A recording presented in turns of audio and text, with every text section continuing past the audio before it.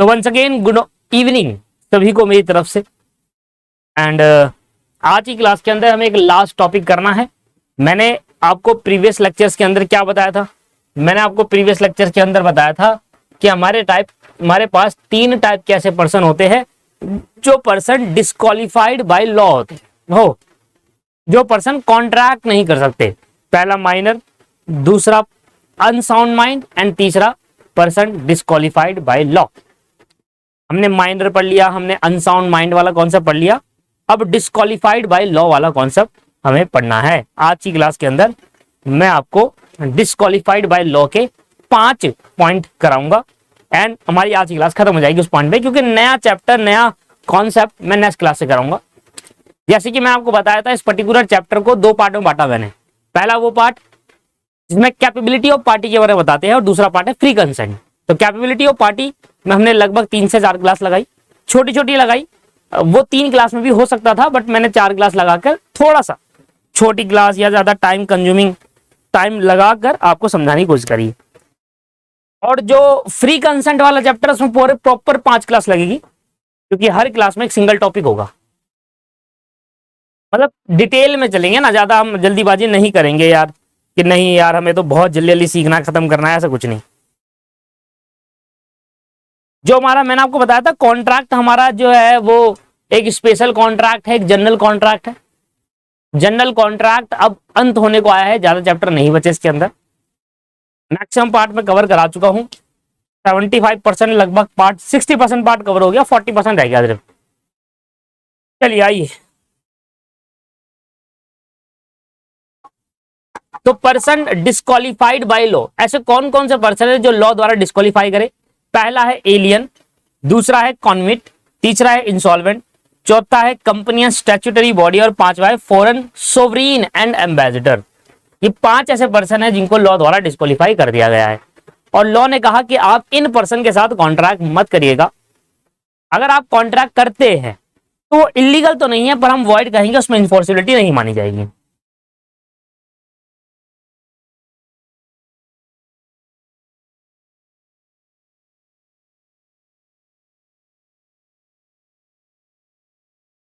ठीक है, उसमें इन्फोर्सिबिलिटी नहीं मानी जाएगी।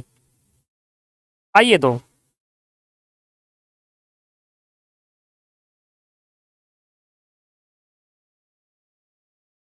पर्सन डिस्क्वालिफाइड बाय लॉ, ये क्या खुल गया?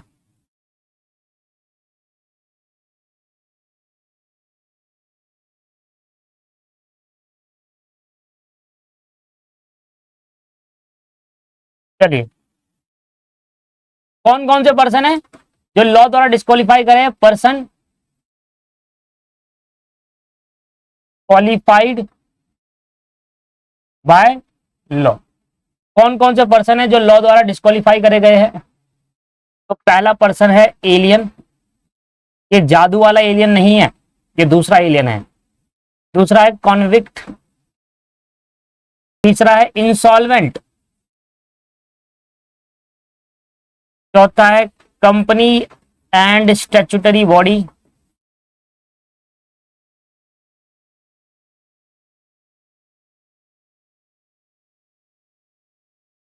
पांचवा है फॉरेन सोवरीन, पांचवा है फॉरेन सोवरीन।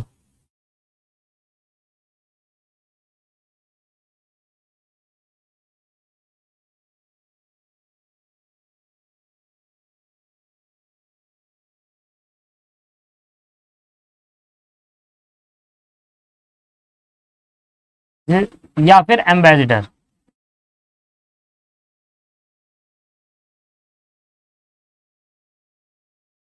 जिसको हम राजदूत कहते हैं, एम्बेसडर।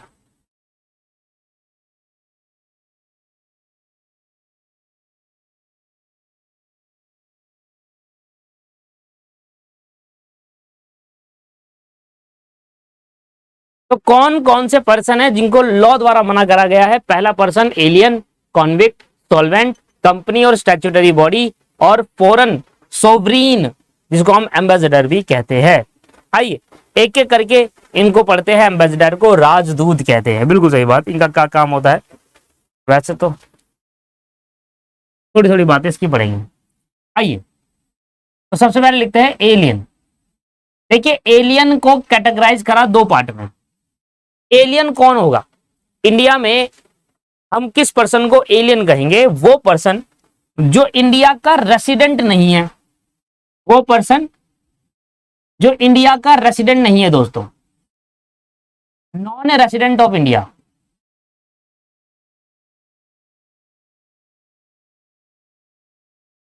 वो पर्सन जो इंडिया का रेसिडेंट नहीं है, और वो पर्सन जो इंडिया का सिटीजन नहीं है, नॉन सिटीजन ऑफ इंडिया।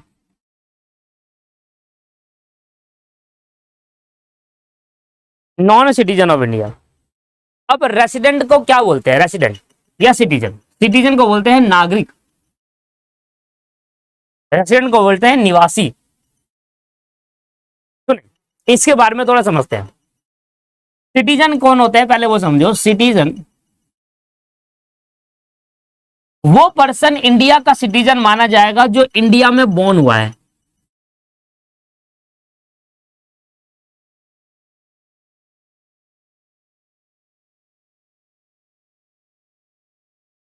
वो पर्सन इंडिया का सिटीजन माना जाएगा जो इंडिया में बोर्न हुआ है। इंडिया में, आप इंडिया में बोर्न हुए? यस। मैं इंडिया में बोर्न हुआ हूं? यस। तो मैं इंडिया का सिटीजन हूं, इंडिया का नागरिक। ठीक है जी। तो मैं एलियन नहीं हूं। और वो पर्सन जो इंडिया में बोर्न हुआ है, वो पर्सन इंडिया में बोर्न हुआ है, पूरा नहीं लिखा। पहला पॉइंट, वो पर्सन जो इंडिया में बोर्न हुआ है,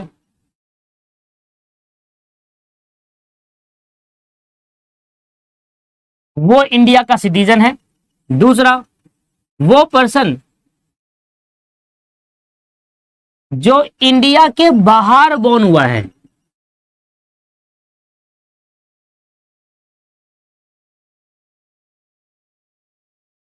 बट उस पर्सन के पेरेंट्स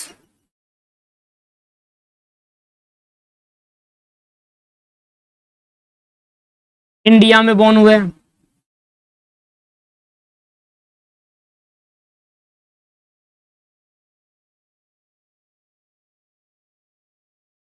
तो वो पर्सन जो इंडिया के बाहर एक्चुअल में बोर्न हुआ था, पर उसके पेरेंट्स इंडिया के हैं, उनका पेरेंट्स का बोर्न इंडिया में है। मान लो मिस्टर ए अमेरिका में पैदा हुए, पर मिस्टर ए के जो फादर मदर है वो इंडिया में पैदा हुआ थे, तो मिस्टर ए भी इंडिया के सिटीजन बन जाएंगे। राइट। तो कौन होता है सिटीजन ऑफ द इंडिया? जो इंडिया में बोर्न हुआ है वो तो इंडिया का सिटीजन है ही, इंडिया का नागरिक निवासी नागरिक है ही। और जो पर्सन इंडिया के बाहर बोर्न हुआ है पर उसके पेरेंट्स इंडिया में बोर्न हुए हैं, वो भी इंडिया का सिटीजन माना जाएगा।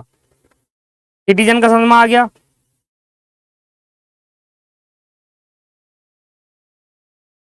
नागरिक, सिटीजन को हिंदी में क्या कहते हैं?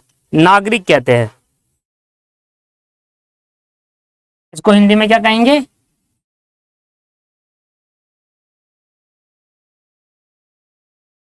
नागरिक।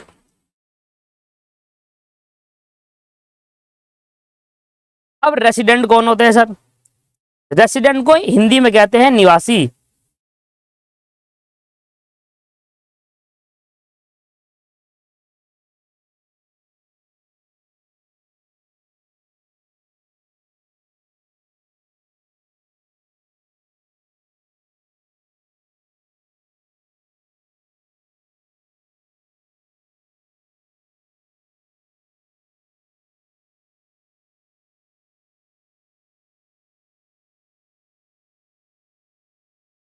ठीक है, रेसिडेंट। अब रेसिडेंट कौन होता है? देखिए, वो पर्सन जो इंडिया के अंदर निवासी,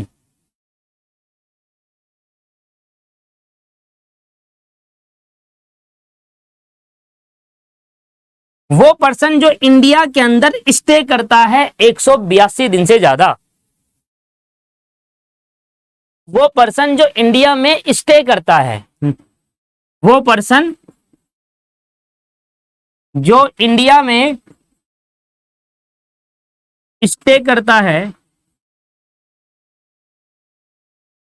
182 डे और मोर, 182 दिन या उससे ज्यादा, एज पर इनकम टैक्स एक्ट। ये डेफिनेशन इनकम टैक्स एक्ट में है, पर और भी है, हमें इतना डीपली नहीं घुसना यहां पर। आप ऐसा समझो कि वो पर्सन जो इंडिया के अंदर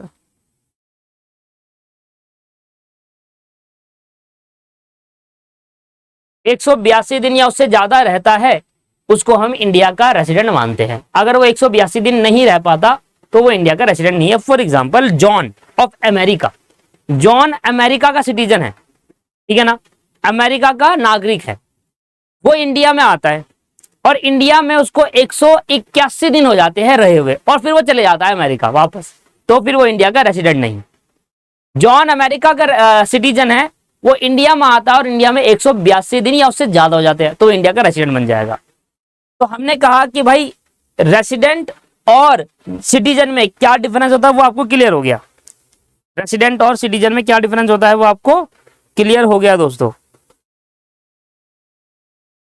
अब कोई भी पर्सन इंडिया के अंदर, कोई भी पर्सन इंडिया के अंदर, कोई भी पर्सन इंडिया में एलियन, एलियन कौन सा पर्सन होगा इंडिया में, जो इंडिया का रेसिडेंट नहीं है और इंडिया का सिटीजन नहीं है, राइट। दोनों का मतलब मैंने बता दिया, जो सिटीजन नहीं है और जो रेसिडेंट। मतलब जॉन अमेरिका का, जॉन वो इंडिया के लिए एलियन माना जाएगा, ठीक है, जादू। अमेरिका का जॉन जो है वो इंडिया के लिए जादू माना जाएगा, एलियन। इंडिया का वो सिटीजन नहीं है और ऊपर से वो इंडिया में रहा भी नहीं है, कभी इंडिया आया ही नहीं, पहली बार इंडिया आ रहा है, तो फिर उसको एनआरआई कहेंगे, non resident of India, right. जैसे हम कहते हैं ना बाहर के लोग जब आते हैं एनआरआई आ गया, तो एनआरआई का मतलब क्या है, वो इंडिया में स्टे नहीं करता 182 दिन या उससे ज्यादा, तो उसको एनआरआई कहा जाता है। अब देखिए यहां तो मैंने आपको मीनिंग बताया कि एलियन कौन होता है, वो पर्सन जो इंडिया का रेसिडेंट नहीं है और इंडिया का सिटीजन नहीं है उसके पास, तो वो इंडिया के लिए एलियन माना जाएगा। अब एलियन दोस्तों दो टाइप के होते हैं, एक एलियन एनिमी होता है और एक एलियन फ्रेंड होता है। एलियन सर दो टाइप के होते हैं, एलियन एनिमी और alien friend.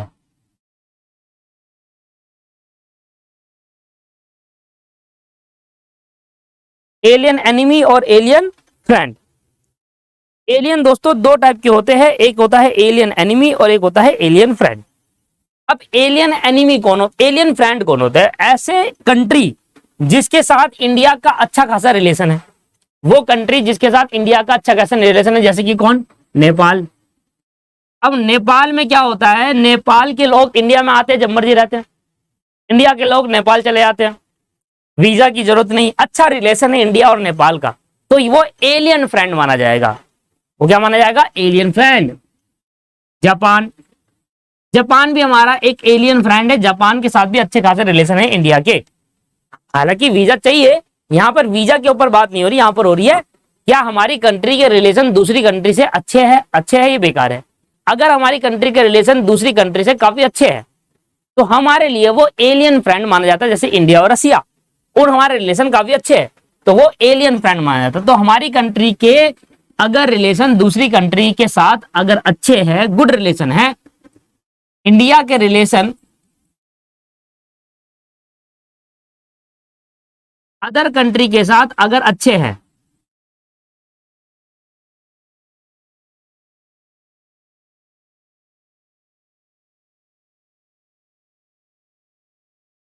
Like Nepal, Japan,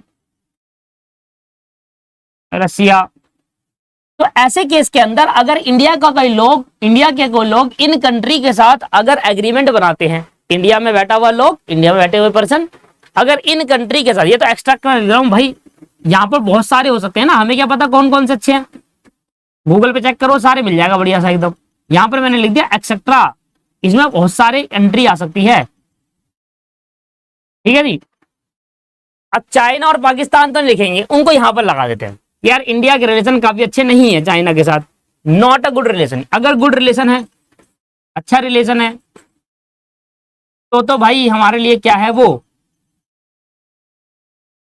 तो वो हमारे लिए एलियन फ्रेंड माने जाएंगे, क्योंकि वो एनआरआई तो है ही, नॉन रेसिडेंट ऑफ इंडिया है तो एलियन फ्रेंड माने जाएंगे। जबकि अगर हम बात करें इंडिया के रिलेशन पाकिस्तान के साथ कैसे है, तो बहुत ही बढ़िया, आप सभी को पता है कैसे है। या चाइना के साथ कैसे है, आए दिन लड़ाई चलती रहती है बॉर्डर पर, तो भैया not good relation, bad relation है, अच्छे रिलेशन नहीं है। तो ऐसे केस के अंदर तो इंडिया में बैठे हुए लोग अगर पाकिस्तान या चाइना के बैठे हुए लोग के साथ कॉन्ट्रैक्ट करते हैं, एग्रीमेंट बनाते हैं, तो उनको एलियन एनिमी कहा गया। देखिए ठीक है जी।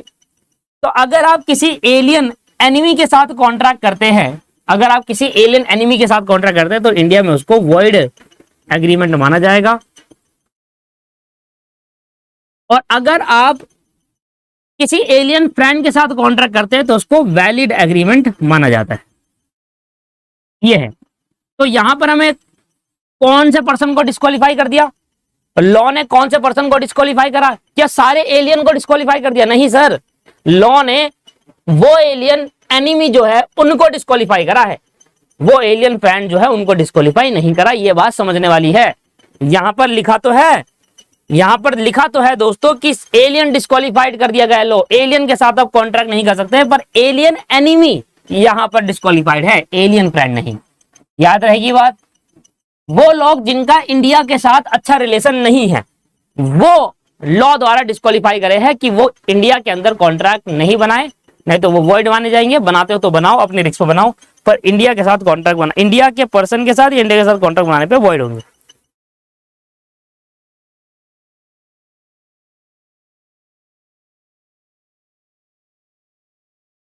अब सर यहां पर क्या होता है, जब हम एलियन एनिमी के साथ कॉन्ट्रैक्ट करते हैं तो यहां पर दो बातें निकल कर आती है। देखिए, एलियन फ्रेंड के साथ तो कॉन्ट्रैक्ट करना वैलिड है, इसकी तो बात में करना ही नहीं है। एलियन फ्रेंड के साथ जो हमारे दोस्त है, मित्र है, जो अगर कंट्री हमारी अच्छे रिलेशन है, उनके साथ कॉन्ट्रैक्ट करने में तो कोई दिक्कत है ही नहीं। उनके साथ कॉन्ट्रैक्ट करने में दोस्तों कोई दिक्कत है ही नहीं। दिक्कत कहां पर है? इनके साथ नहीं है, जिनके साथ हमारी लड़ाइयां होती है, बॉर्डर पर लड़ाइयां चलती रहती है, वहां पर।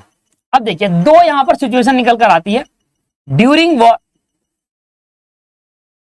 मान लो इंडिया और पाकिस्तान या फिर इंडिया और चाइना के बीच में वॉर है। अभी तक हमने देखा है कि ज्यादातर वॉर इन्हीं दो कंट्रीज के बीच में होती है, मतलब इन्हीं दो कंट्री के साथ होती है इंडिया की, या तो पाकिस्तान के साथ, जो बॉर्डर मतलब इंडिया के बॉर्डर में जो कंट्री होती है उनकी वॉर होती रहती है। ये हर जगह का है। रशिया का आप देख लो, रशिया यूक्रेन का देख लो आप, वॉर चली रही है, क्योंकि कब से है वो, बहुत टाइम से चल रही है उनकी वॉर। ये तो बस आज उन्होंने औजार उठा लिए, अपने वॉर गुड्स उठा लिए, नहीं तो वॉर तो पता नहीं कब से चल रही है। पसंद नहीं करते लोग बॉर्डर पे जो होते हैं। अब ड्यूरिंग वॉर और बिफोर वॉर, वॉर जब चल रही थी उससे पहले, बिफोर वॉर, वॉर का मतलब लड़ाई। मान लो इंडिया और चाइना के बीच में लड़ाई हुई थी, हाल ही में कुछ साल पहले भी इंडिया चाइना के बीच में बॉर्डर पे, सियाचिन बॉर्डर पे लड़ाई हो गई थी, है ना। तो ड्यूरिंग वॉर के टाइम अगर हम बात करें कि अगर ड्यूरिंग वॉर के टाइम कोई पर्सन इंडिया का चाइना के साथ कॉन्ट्रैक्ट बनाता है, भाई इंडिया में बैठा हुआ पर्सन कॉन्ट्रैक्ट बना रहा है चाइना के साथ, और इंडिया और चाइना के बीच में वॉर हो रखी है, तो वो कॉन्ट्रैक्ट वॉइड कॉन्ट्रैक्ट कर देंगे। भले ही पहले वैलिड थे, पहले मान लो चाइना के साथ अच्छे रिलेशन थे, फिर एकदम ही वॉर हो गई, तो जब अच्छे रिलेशन थे तब हमने कॉन्ट्रैक्ट बना लेता। मान लो आप चाइना के पर्सन हो, आप चाइनीज हो, आपकी आंख ऐसे खुलती है, ऐसे करके, ऐसे ऐसे, आपकी आंख खुलती ही नहीं है ठीक है, तो आप चाइनीज हो मान लेते हैं ना, आपकी आंख नहीं खुलती। अब आपके साथ मैंने कॉन्ट्रैक्ट, मैं इंडिया में रहने वाला हूं, आप चाइना के हो, ठीक है, विदेशी। अब मैंने आपके साथ कॉन्ट्रैक्ट करा जब हमारे इंडिया और चाइना के रिलेशन अच्छे थे, हमने कॉन्ट्रैक्ट कर लिया। अब एक में लड़ाई होगी बॉर्डर पर, अब ऐसे केस के अंदर हमारे कॉन्ट्रैक्ट पूरे अवॉइड कर दे जाएंगे at the time of during war. तो वॉर जब होती है दोस्तों, तो वॉर के टाइम कॉन्ट्रैक्ट के अंदर आप एंटर करते हो तो वो वॉइड माना जाएगा, उस पर आप वैलिड नहीं कह सकते सर, वॉइड है वो। एक तो लड़ाई चल रही है, ऊपर से कह रहा आए भाई आजा चाइना, तो और में मिलकर कॉन्ट्रैक्ट करते हैं, तो सुनना होगा। देखा आपने चाइनीज प्रोडक्ट अब ज्यादातर बंद ही हो गए हैं। मजा तो तब आया था जब इंडियन गवर्नमेंट ने सारी चाइनीज ऐप बंद कर दी, सारी A to Z सारी जितनी है ना लाइन से बंद करी है। उनको इतना बड़ा झटका लगा है बेचारों को, और रीजन क्या दे दिया? रीजन दे दिया कि ये एप्स हमारी कहीं ना कहीं डिफेंस की चीजों को चुरा रही है। डिफेंस की रिलेटेड हमारे डिफेंस में देखो, डिफेंस जो होता है बड़ा सीक्रेट होता है, उसमें कोई चीज आप लीक नहीं कर सकते, लीक हो जा रही है इस ऐप के थ्रू। तो ऐसे केस के अंदर यहां पर हम रीजन ये देते हुए इंडियन गवर्नमेंट ने सारी चाइनीज ऐप गायब कर दी। कैनॉट एंटर इनटू कॉन्ट्रैक्ट, तो अगर किसी कंट्री के साथ इंडिया की वॉर हो रही है तो हम उसके साथ हम कॉन्ट्रैक्ट नहीं करेंगे। Cannot enter into contract, contract के अंदर एंटर नहीं कर सकते हम उस एनिमी एलियन के साथ।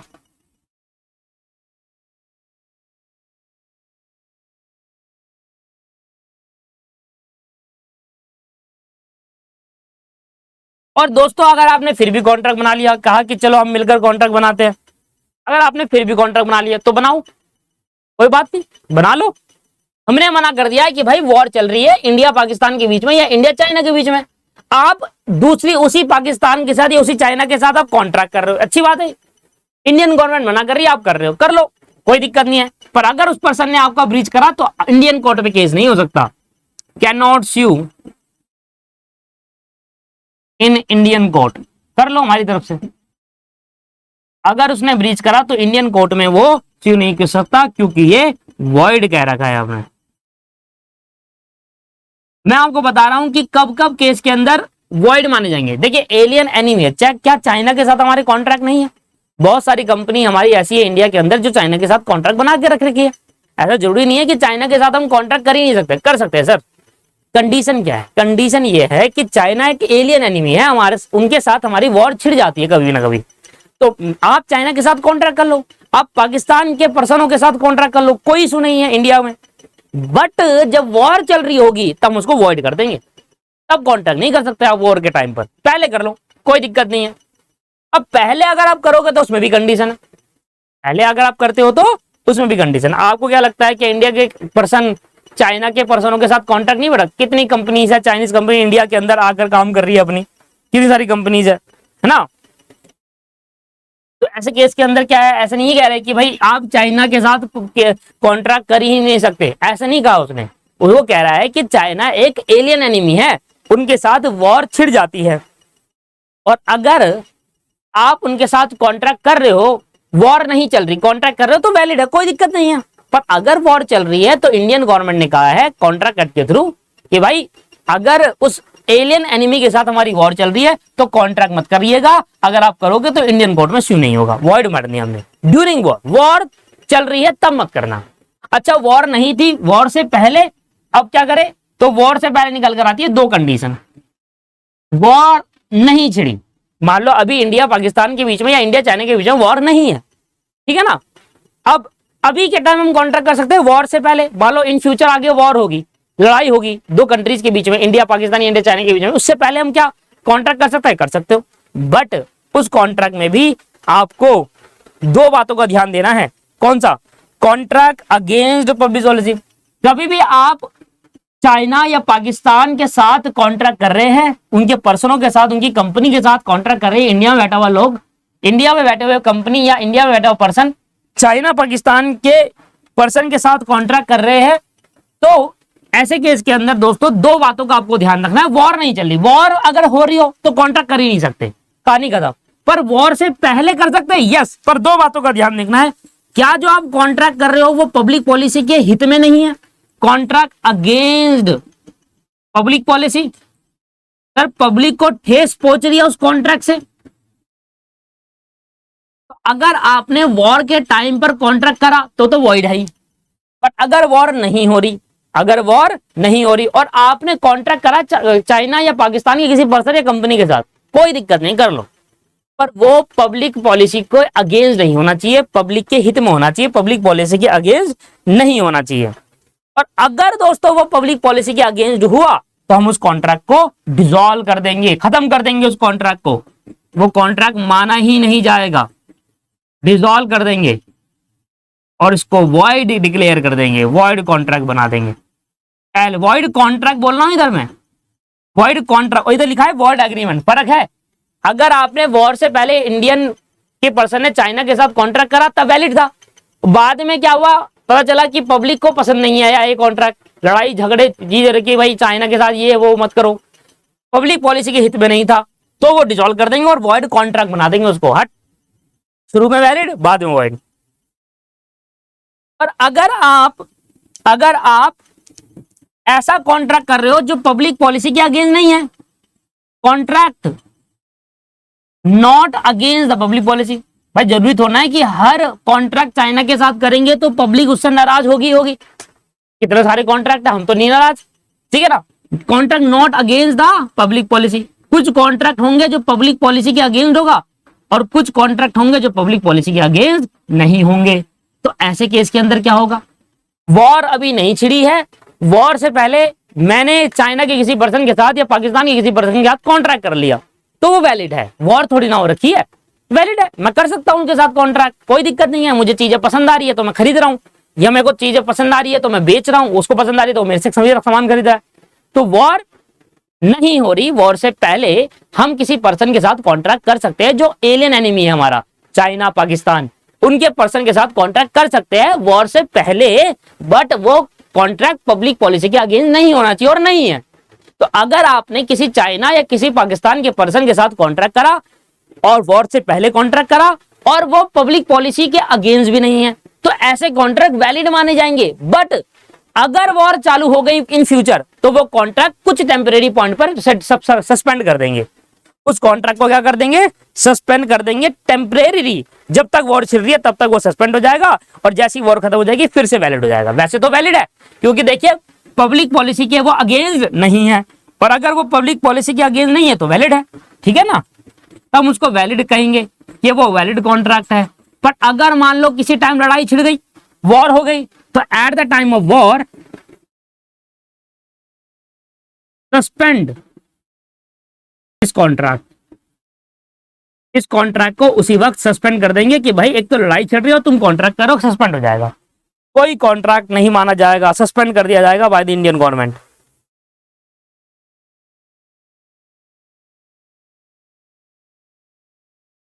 समझ में आया पूरी कहानी।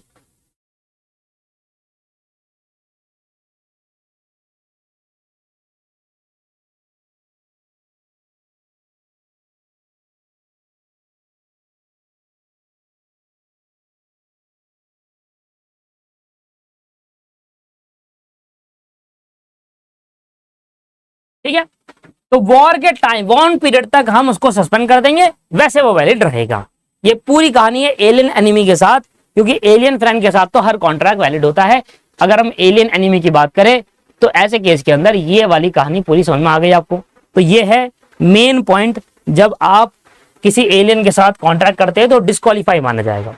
तो पर्सन डिस्क्वालीफाइड बाय लॉ के अंदर जो पहला वर्ड है एलियन, उसमें एलियन एनिमी है या एलियन फ्रेंड है, sir alien enemy, alien enemy को डिस्क्वालीफाई करा है लॉ ने, एलियन फ्रेंड के साथ आप कॉन्ट्रैक्ट कर सकते हैं, राइट। और एलियन एनिमी में भी कुछ कंडीशन है, वॉर हो रही है तब नहीं कर सकते, वॉर से पहले कर सकते हो पर पब्लिक पॉलिसी के अगेंस्ट नहीं होना चाहिए तब वॉइड हो जाएगा, अगर पब्लिक पॉलिसी के अगेंस्ट नहीं तो वैलिड रहेगा, पर इन फ्यूचर अगर वॉर होगी तो उसको सस्पेंड कर देंगे। 3 केस निकल कर आ गया, ये लो जी। तो पहला पॉइंट मेरा कंप्लीट हो गया। देखिए कॉन्विक्ट कौन होता है, वो पर्सन जो जेल की सजा काट रहा है,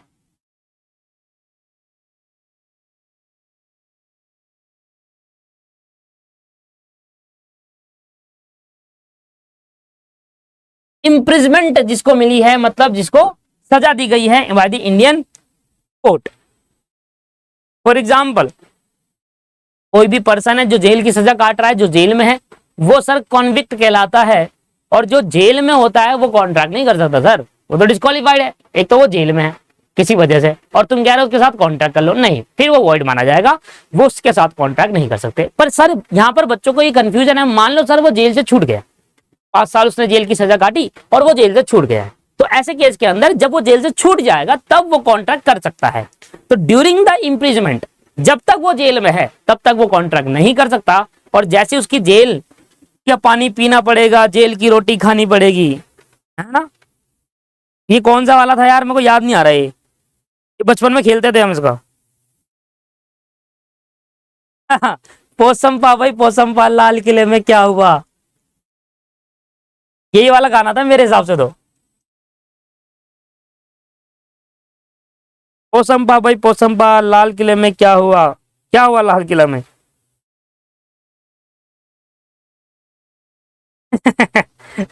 बेसिकली सभी बच्चों ने पढ़ा है, और जो मतलब जो 90s के है ना, चल तो तुम तो 2000 के हो, तुम तो स्टूडेंट हो, और जो 90s के है ना, 90s के, उन्होंने तो जरूर करा होगा ये पोसंपा भाई पोसंपा। एक बच्चा ऐसा, हमने भी बहुत करा है अपने टाइम में, जब छोटे बच्चे थे, एक वहां से एक पर्सन खड़ा होता था ऐसे करके बच्चे जी में पोसंपा भाई पोसंपा, लाल किले में क्या हुआ। उसके बाद पता नहीं जेल का पानी पीना पड़ेगा, अब तो जेल में आना पड़ेगा, ये ले पकड़ लेते थे मुझको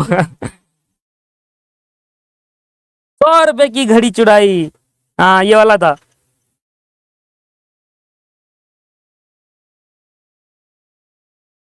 देखिए इन समझ में आ गया ना, तो वो पर्सन जो जेल की सजा काट रहा है, जब तक वो जेल की सजा काट रहा है तब तक तो वो क्या है दोस्तों, तब तक वो वॉइड है, तब तक आप उसके साथ कॉन्ट्रैक्ट नहीं कर सकते, उसको डिस्क्वालीफाई करा है। जब एक बार उसने जेल की सजा काट ली, उसके बाद फिर वो कॉन्ट्रैक्ट कर सकता है पर्सन, तब वो वैलिड माना जाएगा। आ जाइए, अगला पर्सन है इंसॉल्वेंट। अकाउंट में आपने इसका नाम सुना होगा, इंसॉल्वेंट। इंसॉल्वेंट का मतलब क्या होता है? वो पर्सन जो अपनी लायबिलिटी पे नहीं कर पाता, जो अपनी लायबिलिटी पे करने के लिए कैपेबल नहीं है।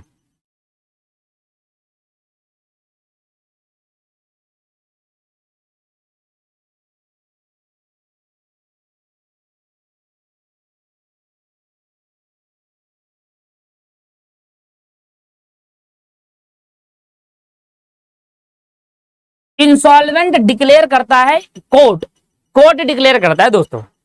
मान लो कोई पर्सन है, वो अपनी लायबिलिटी पे नहीं कर पा रहा, मान लो कोई पर्सन है जिसने अपनी लायबिलिटी पे नहीं करी है, ठीक है, मान लो कोई पर्सन है जिसने अपनी लायबिलिटी पे नहीं कर पा रहा, वो अपनी लायबिलिटी अब पे ही नहीं कर पाएगा, उसके पास पैसा है नहीं, तो इंसॉल्वेंट क्या करता है, कोर्ट क्या होता है, उसको इंसॉल्वेंट डिक्लेयर कर देता है।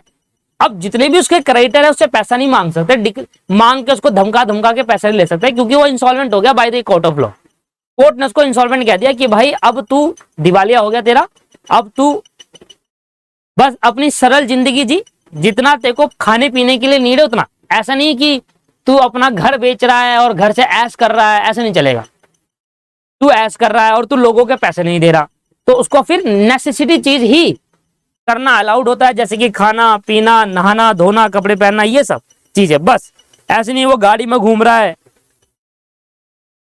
तो वो है। तो अगर कोई पर्सन जो इंसॉल्वेंट है, कोर्ट ने उसको इंसॉल्वेंट कर दिया कि हाँ ये पर्सन इंसॉल्वेंट है, अब ये इतना कैपेबल नहीं है कि अपनी लायबिलिटी पे कर सके, तो वो पर्सन कॉन्ट्रैक्ट भी नहीं कर सकता।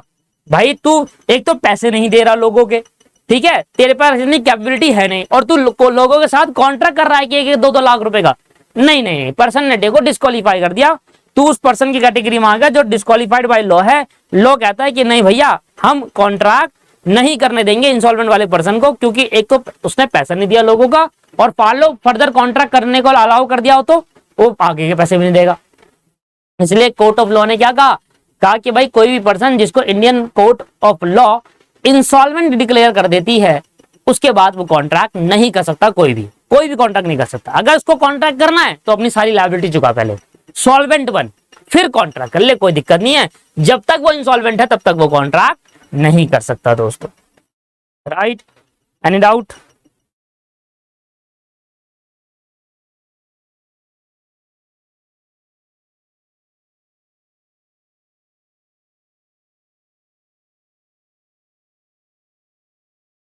एक मिनट देना।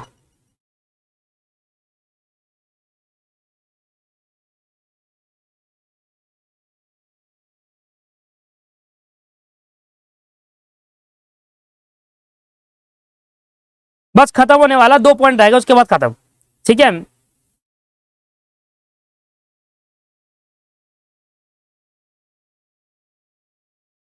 अगला, कंपनी और स्टैट्यूटरी बॉडी। कंपनी का बारे में तो आपको पता है, जैसे कि कंपनी है Tata company, Reliance company, Airtel है कंपनी है। ये स्टैट्यूटरी बॉडी क्या होती है? देखिए हमारा जो पार्लियामेंट है, उस पार्लियामेंट से एक्ट पास होते हैं एक पर्टिकुलर चीज, जैसे कि ICMAI एक्ट, ICAI एक्ट। आपने देखा होगा आपकी जो बुक है सीएमए, सीएमए एक स्टैट्यूटरी बॉडी है, क्योंकि ये पार्लियामेंट से बनी है, ये कंपनी नहीं है। ये कंपनीज एक्ट द्वारा नहीं बनी, ये पार्लियामेंट द्वारा बनी है। और जो भी कंपनी, जो भी चीज है, बॉडी, बॉडी क्या होता है? बॉडी मतलब जो बहुत सारे इंडिविजुअल पर्सन काम करते हैं उसको बॉडी कहते हैं। और कोई भी बॉडी दोस्तों जब पार्लियामेंट द्वारा बनी जाती है, पार्लियामेंट के थ्रू बनी जाती है, उसको स्टैट्यूटरी बॉडी कहा जाता है। जैसे कि CA institute, CMA institute, CS institute, ये सब दोस्तों एक स्टैट्यूटरी बॉडीज है। इनके सेपरेट एक्ट है, सीए एक्ट, सीएमए एक्ट और सीएस एक्ट। तो इनके सेपरेट एक्ट है, ये अपने एक्ट के हिसाब से काम करते हैं। इनका एक्ट जो कहेगा वैसे काम करेंगे। जबकि जितनी भी कंपनीज है वो कंपनीज एक्ट को मानना पड़ता है उनको, इनको कंपनीज एक्ट नहीं मानना पड़ता, इनको अपने पर्टिकुलर एक्ट मानने पड़ते हैं। कंपनीज एक्ट सिर्फ बाकी कंपनीज को मानना पड़ता है। ठीक है, कंपनीज एक्ट सिर्फ बाकी कंपनीज को मानना पड़ता है। अब देखिए कॉर्पोरेट बॉडी और स्टैट्यूटरी, कंपनी और स्टैट्यूटरी बॉडी का क्या रोल है यहां पर, इनको क्यों डिस्क्वालीफाई करा? देखिए डिस्क्वालीफाई नहीं करा है, ऐसा नहीं है कि भाई इन सभी को डिस्क्वालीफाई कर दिया गया, ऐसा कुछ नहीं है। देखिए इनके इसमें एक कंडीशन लगाई। आपको पता है एक होता है मेमोरेंडम ऑफ एसोसिएशन, एमओए किसको कहते हैं? Memorandum of association.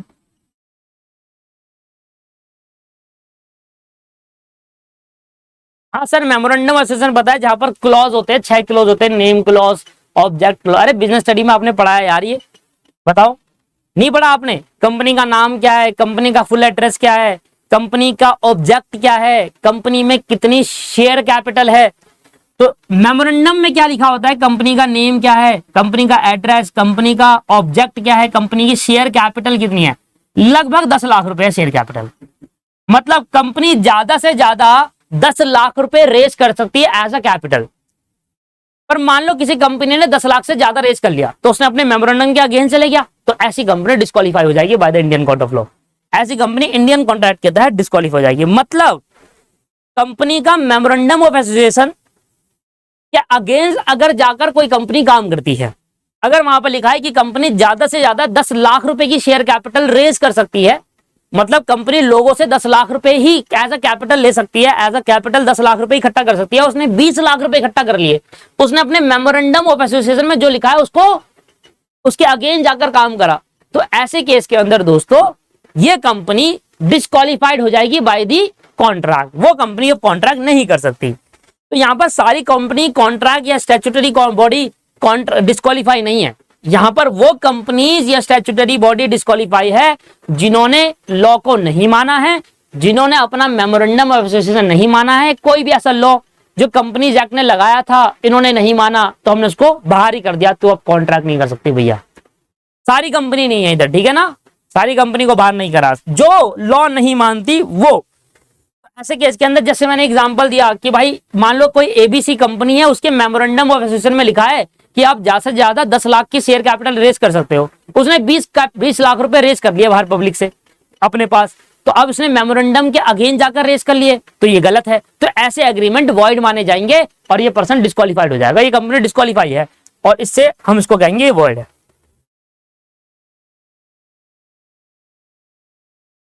ठीक है जी, एनी डाउट?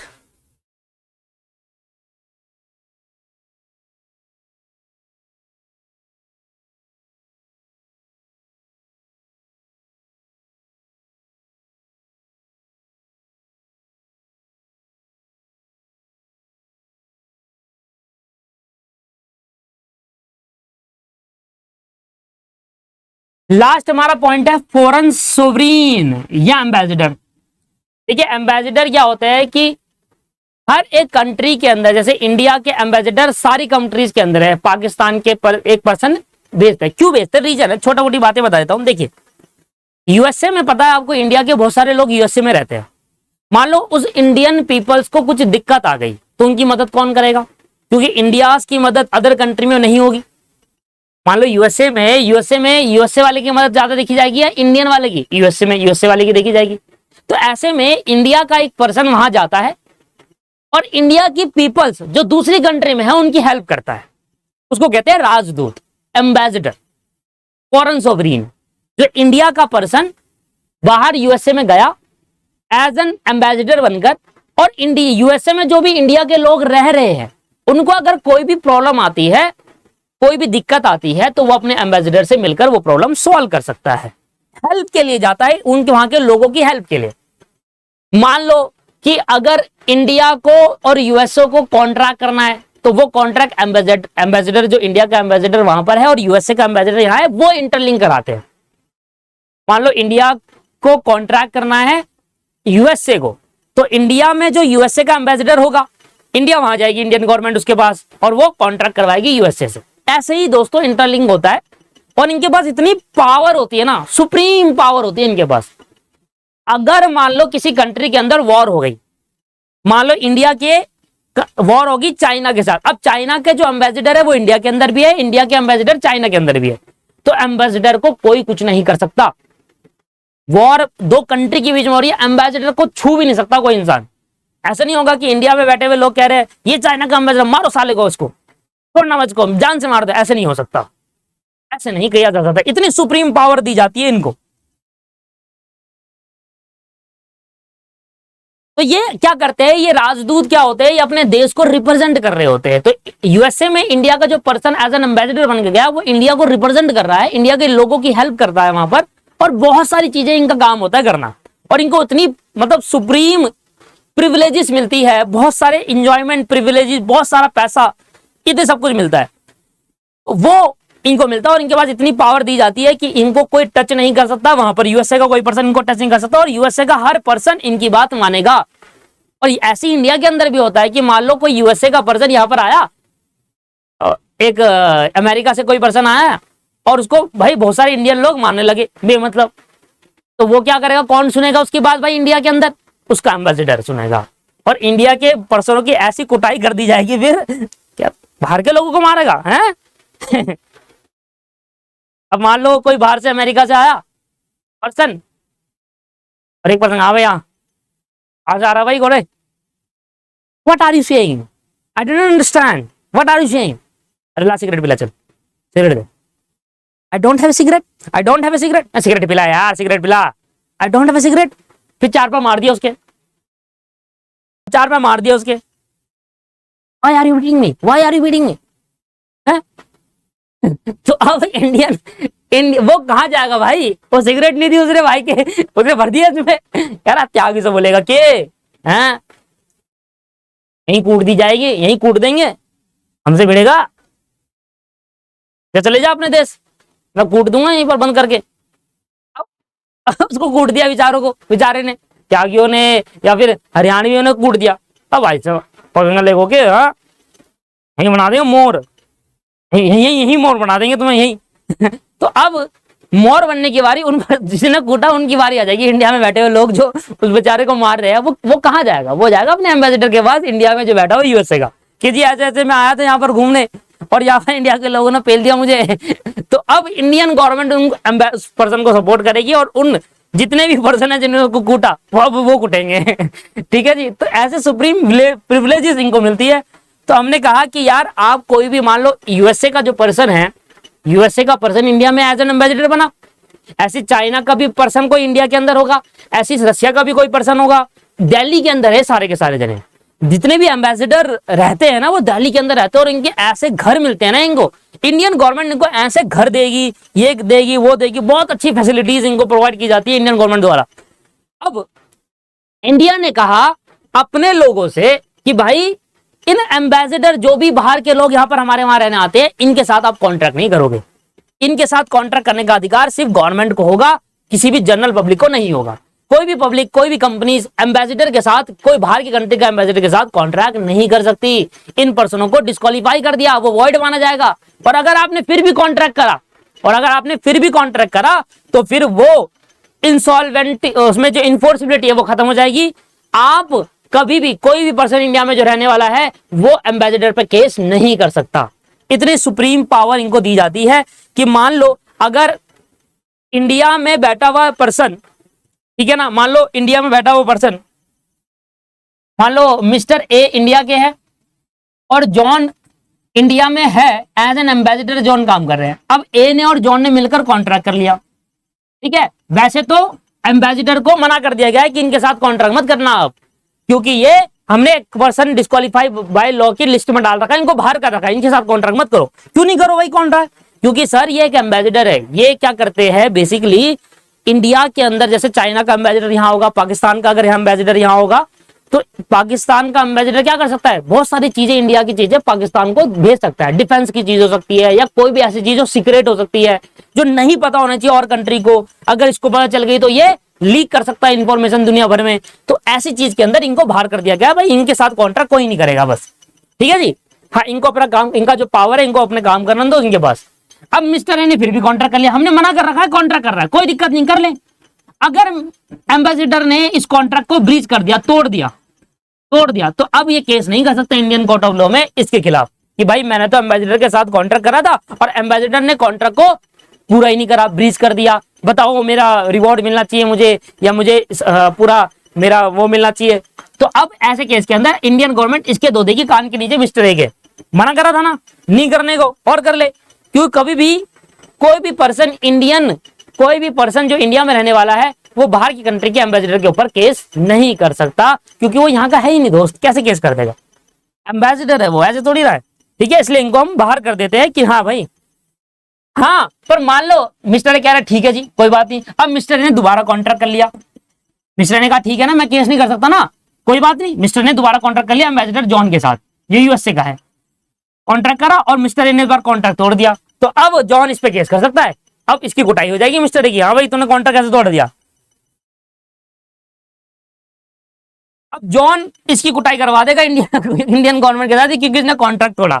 मतलब कि इंडियन पर्सन कभी भी सोवरीन, फॉरेन सोवरीन या एम्बेसडर पर केस नहीं कर सकता, पर एम्बेसडर या फॉरेन सर्विस इंडिया के पर्सन के ऊपर केस कर सकता है, उनके पास सुप्रीम प्रिविलेजेस पावर दी गई है। This is the total concept of this chapter and chapter खत्म दोस्तों। अगला चैप्टर है हमारा फ्री कंसेंट, अगला चैप्टर हमारा है फ्री कंसेंट दोस्तों। इस चैप्टर को हम अपने नेक्स्ट क्लास से स्टार्ट करेंगे, जो कि ये पूरा बड़ा चैप्टर था। चैप्टर का नाम था capability of party and free consent.